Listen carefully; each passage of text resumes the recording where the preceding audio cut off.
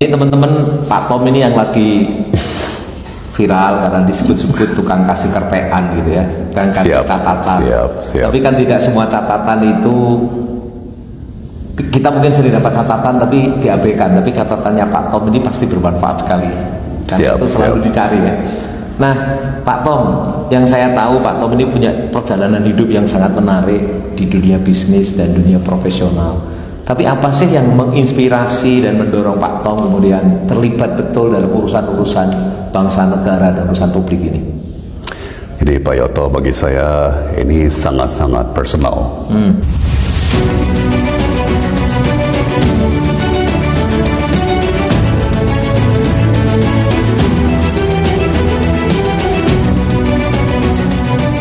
Ya, karena orang tua saya tinggal di sini dari zaman kolonial, ya, dan 2005, 18 tahun yang lalu, ya, waktu ayah saya meninggal, beliau menitipkan ibu saya kepada staf rumah tangga kita, ya, yang mungkin sudah bekerja dengan kita 10 tahun saat itu. Mereka masih muda-muda sekali, ya, suami istri yang kemudian menikah dan punya bayi, ya. Dan itu 18 tahun yang lalu, dan mereka jagain ibu saya terus sampai sekarang. Alhamdulillah, ibu saya sudah usia 92 tahun, tapi di saat saya lagi sibuk berkarir di luar negeri, ya kan, di bidang investasi, kakak saya sudah menetap di Hong Kong, ya kan, sudah tidak di Jakarta.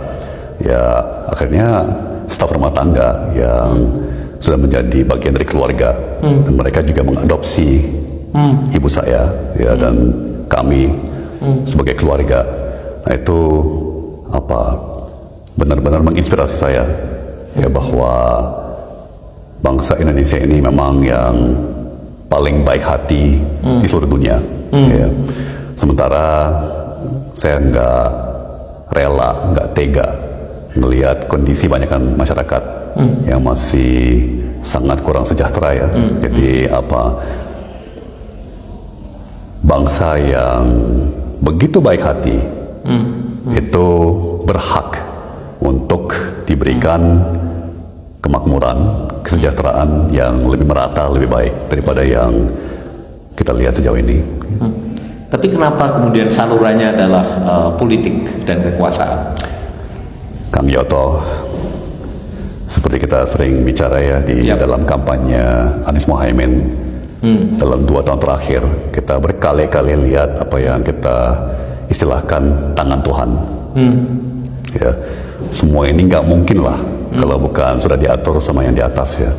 Jadi mulai dari saya bertemu dengan Pak Anies dan menjadi sahabat 18 tahun yang lalu, saya dipertemukan dengan Pak Jokowi, ya kan, saat beliau masih gubernur DKI, kemudian saya masuk kabinet, ya kan, tentunya Pak Anies masuk kabinet duluan, terus kejadian Pak Anies keluar dari kabinet menjadi gubernur DKI, ya kan, saya keluar dari kabinet, kemudian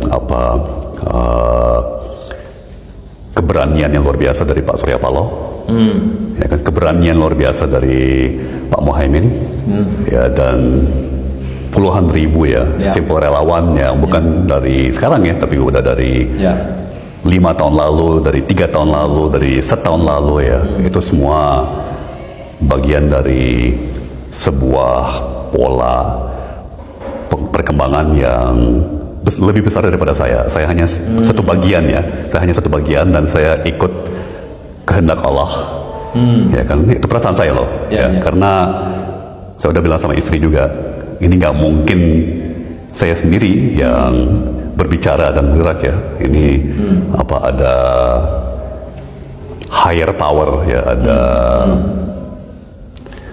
faktor takdir dan alur sejarah.